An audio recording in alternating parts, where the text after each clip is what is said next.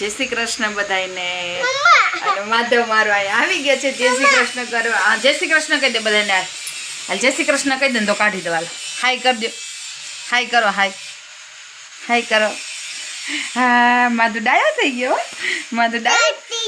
હા જો લાઈક કરો કે લાઈક કરો શેર કરો. હા લાઈક કાંઈ થાય છે. તમને ઘણા દિવસથી માધુ બ્લોગમાં નહીં દેખાણો હોય કેમ કે આપણે જે જુનાગઢ પ્રાણી સંગ્રહાલયના બ્લોગ 2 ભાગ છે એ મૂક્યા છે અને થોડાક કામમાં બિઝી હોવાથી એકાદ 2 દિવસ જેવું લેટ થઈ ગયું હતું. હા હા હા ઓલું પડી ગયું નીચે પડી ગયું છે એટલે માધવને કાઢવું છે. લોહી ચુંબક કામ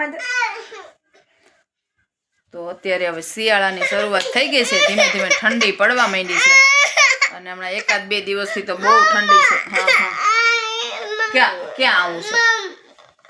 અને જો અત્યારે 6 વાગવા આવ્યા છે. સાંજનો ટાઈમ થઈ ગયો છે અને હવે મારે બનાવી છે રસોઈ. તો જો હું તમને એક વસ્તુ બતાવું. બધાય ઘઉંનો પોક તો પાડતા જ હોય પણ હું તમને ઝારના ડુંડા બતાવું. થોડોક વાડીએ પાડ્યો હતો એટલે થોડોક એવો અત્યારે અહીંયા છે ત્યાં બધા લીલો ખાધો હોય એટલે જો આ તમે જો ઝારના ડુંડા અત્યારે ઘરે લઈ આવ્યા છે પોક પાડવા માટે. કેમ કે વાડીએ પાડે ને તો એમાં ત્યાં સરસ થાય કેમ કે ત્યાં છે ને ભઠ્ઠો કરી અને પછી શેકે શીંગુને આ ડુંડાને તો એ થોડોક વધારે મીઠો થાય. થોડોક એવો લાવ્યા છે હું તમને બતાવું હમણાં. જો તમને પાડેલો બતાવું. જો આ છે ને બહુ મીઠો લાગે. આપણે ઘઉંનો પોક ખાઈ ને એના કરતાં પણ બહુ મીઠો લાગે. થોડોક એવો વધ્યો હતો ને તો એ દૂરવા અહીંયા ખાતી હતી. અને જો આવા ડુંડા હોય હવે એકદમ દાણા ચડી ગયા હોય ને જો આવી રીતનું ડુંડું હોય ને તો આમાં બહુ બધો થાય. આ ઘઉંના નાની નાની ડુંડી હોય પણ આના તો જો આવા મોટા મોટા ડુંડા હોય ને કેવા દાણા છે. અને આના ભજીયા બહુ જ મસ્ત થાય. અને આ લીલા આ પોક હોય ને આ દાણા પાડી અને આને તમે બાફીને આનું શાક બનાવો ને તો શાક એટલું મસ્ત થાય. જે લોકોએ બનાવ્યું હોય એને ખબર છે કેમ કે ઘણા બધા બનાવતા હોય. તો મારે આ ડુંડાને હવે શેકવા છે અને હું તમને જે વાડીએ કઈ રીતે ડુંડા શેક્યા ને હું તમને બતાવું. અને હાલો આને પછી આપણે શેકશું. અત્યારે હું રસોઈ બનાવી લઉં અને મસ્ત પોક બનાવી. તો મારે બનાવી છે ખીચડી. તો મેં આ વખતે છે ને ચણાની દાળ એમાં એડ કરી છે. ખીચડી બહુ મસ્ત બને અને સાદી ખીચડી સાદો વઘાર કરીને બનાવી છે.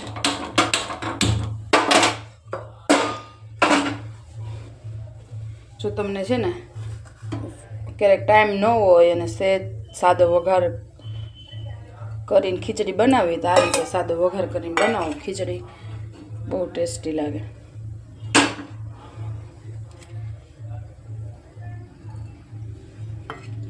તેલ ગરમ થાય પછી આપણે ખાલી રાઈ જીરું અને લીમડો તમારે નાખવો હોય તો નાખવાનો. બાકી રાઈ જીરું ને હળદર હિંગ 2 ચમચી ઘી એટલું નાખીને વઘાર નાખવાનું. બહુ મસ્ત એનો ટેસ્ટ આવે. તેલ ગરમ થવા દઈએ. તેમાં બસ લીમડો નથી એટલે હું ખાલી છે ને બાદિયા ને રાઈ જીરુંથી વઘારું છું. આની બાદિયાથી તમે વઘારો ને એટલે પછી ખીચડી બની ગયા પછી તમે 15-20 મિનિટ પછી કુકર ખોલો એટલે બહુ મસ્ત સ્મેલ આવે. અને આ મસાલો તો ગરમ ન લાગે કેમ કે આપણે આખો હોય એટલે આપણે કાઢી નાખીએ. એટલે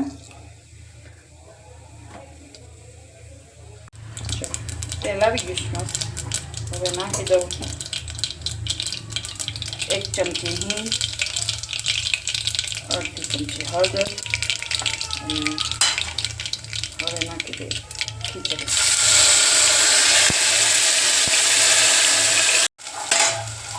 આ રીતે વઘાર કરો. ખીચડી વઘારવાની જરૂર ન પડે. એમ થાય કે વઘારેલી જ બનાવી છે તાન ન હોય. આ રીતે વઘાર નાખો તો સરસ બને. અને હવે પાણી વગરની થોડીક વાર થવા દઈએ પછી પાણી નાખીને કુકર બંધ કરી દઈએ. ખીચડી બફાઈ જાય પછી 2 ચમચી ઘી નાખવાનું. મસ્ત ખીચડી બની જાય. થોડીક વાર તેલમાં થવા દીધી ને હવે પાણી નાખી દઈશું.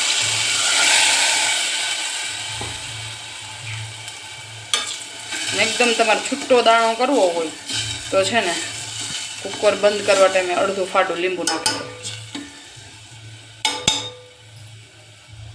હવે કુકર બંધ કરીને ધીમા ગેસ ઉપર 2 વિસલ કરી નાખીએ.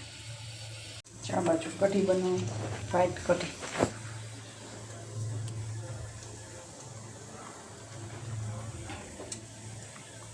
બાજુ વઘાર નાખીએ કઢી. તેલ ગરમ થઈ ગયું છે. નાખી દઈએ રાઈ જીરું.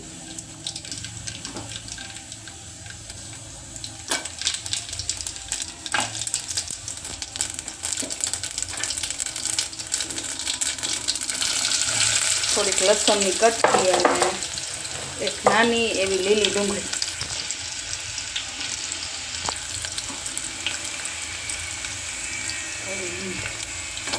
અને વ્હાઈટ કઢી કરવી છે એટલે હું હળદર નથી નાખતી.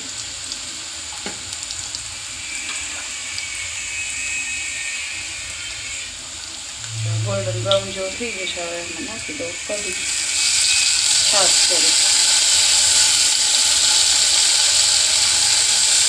તમને જો મસાલા ભાવતા ન હોય તો આ રીતે આખા જ નાખવાના, એટલે એનો સ્વાદ બેસી જાય. પછી તમે કાઢી નાખો તો હાલે.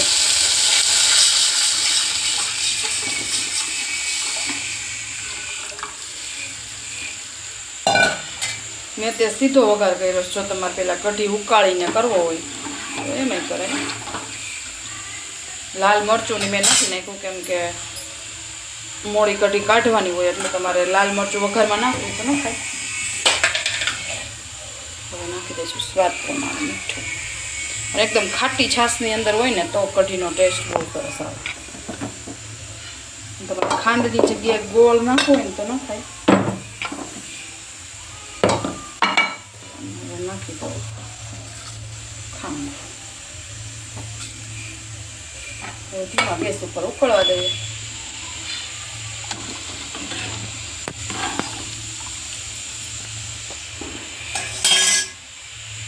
પીળી કરવી હોય તો હળદર નાખવાની. અને વ્હાઈટ કઢી તો ભાત હારે ખાવી હોય તો ખવાય. આ સાઈડ ખીચડી તૈયાર થઈ ગઈ છે. આજે મારો માધવ આવી ગયો છે ને એનાથી છે ને ભૂલમાં સીટી ઊંચી થઈ ગઈ એટલે રાયડું પાડે છે.